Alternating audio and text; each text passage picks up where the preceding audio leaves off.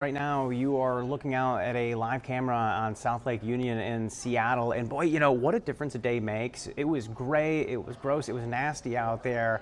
The rain, at least in Seattle, has subsided, but all that rain we saw in the past 24 hours in the higher elevations, it's starting to work its way down into low-lying areas, and that's why we're dealing with so many issues. Now, we're going to talk about Snohomish-County in a second, but I did want to flag one for you guys. I just saw Pierce County Sheriff push out evacuations for South Prairie. This is, again, in Pierce County.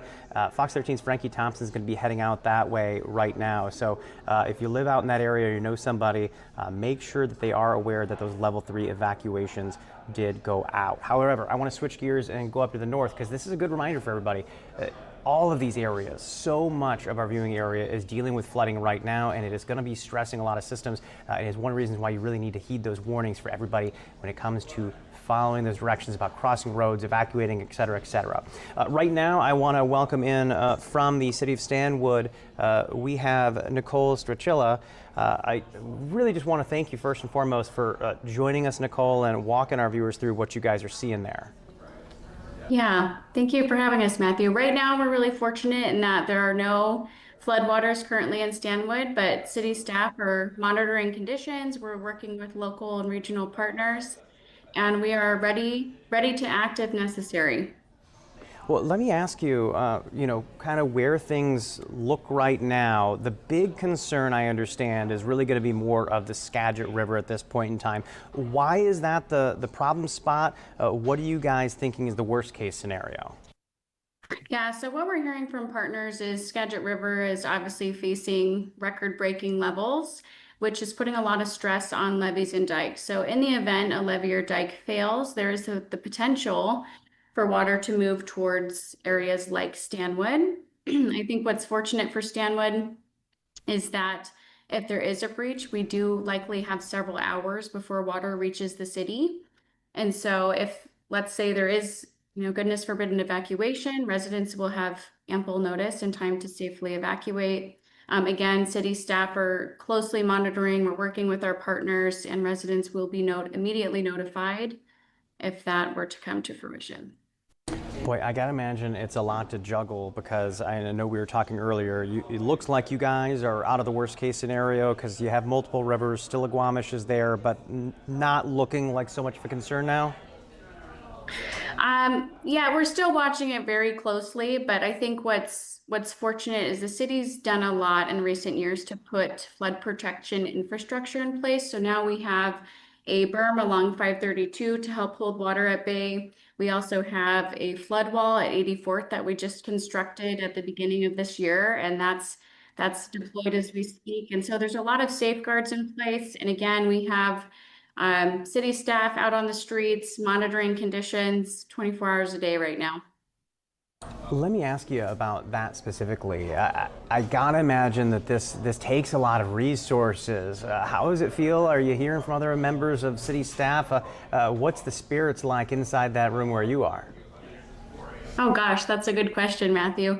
I think everybody is they're taking the situation really seriously. Obviously, life safety is the city's #1 concern, and Stanwood is subject to flooding. That's something that a lot of community members know about and are aware of, and so we're just monitoring closely. It's all hands on deck, and we're doing everything that we can to make sure we keep our community safe.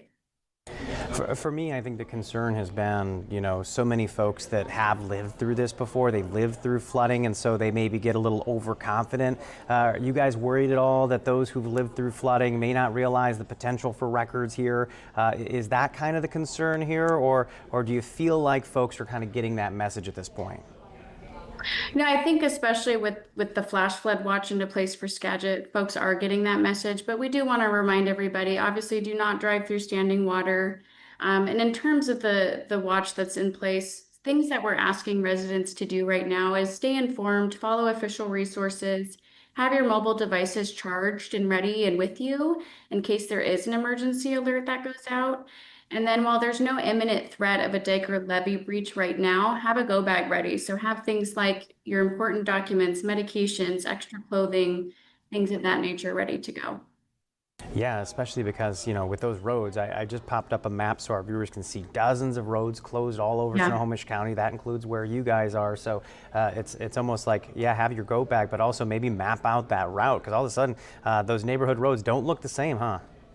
Exactly. And I love that you mentioned that. So know before you go, look for road closures, and especially if you need to seek high ground. For those folks that might just want to be of help at this point in time, I keep asking folks, is there any call of action? Even if, is it just as simple as avoid those road closure areas, or is there anything else folks can do if they say, hey, I'm in high ground, maybe I want to help? Is there any call to action? Really just staying informed and following official resources. I think it's, sometimes in these incidents, there's misinformation, there's a lot going on. So make sure you're looking at the right places. Snohomish County has a public safety hub. The city has a flood resources page up. There's National Weather Service, there's media outlets.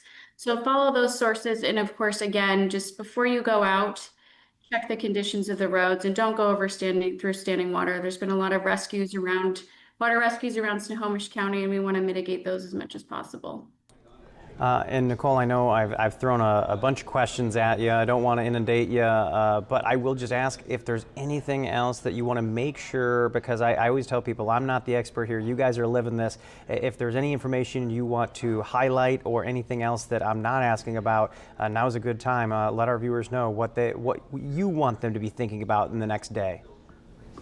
I think I hit all of the main points, but again, stay informed, have your go bags ready just in case, and stay safe. Stay alert. All right, that is Nicole Strachella with the City of Stanwood. We appreciate you taking the time today. Thank you. Take care.